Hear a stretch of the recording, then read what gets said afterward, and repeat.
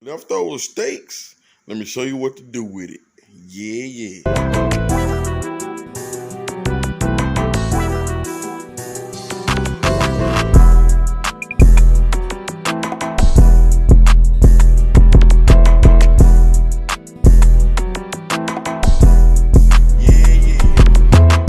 Put some butter in the skillet. Get it melted.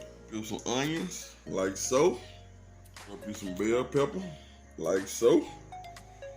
Got that butter good and melted. Drop in those onions and bell pepper. Yeah. Now we're gonna season those vegetables with a little bit of garlic powder. Some slap your mama. Some accent. And some black pepper. I get them sauteed good. Yeah. Meanwhile, while your vegetables are sauteing, chop your steak up to nice sized little pieces. Yeah. Vegetables looking good. Throw that steak in. Get it tender. Now you throw in your little water so you can deglaze the bottom of the pan.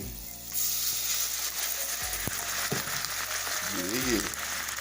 Hit it with another little slightly dash of slap your mama and stir it in and let that water cook out. All the water has cooked out. I turned the fire off and I added me some queso cheese. Now you stir that in to get it melted good. Now, ooh, look at that.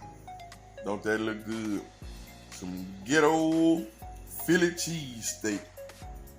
Now you can get you a cracker. You can get you some tortilla chips. You can get you a po' bar roll, put it between. But me, I'm a good old country boy, and I'm finna get me some light bread and put it on. And go to work, you heard me?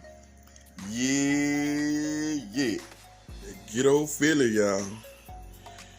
Ghetto Philly cheese steak. What you know about that? Yeah.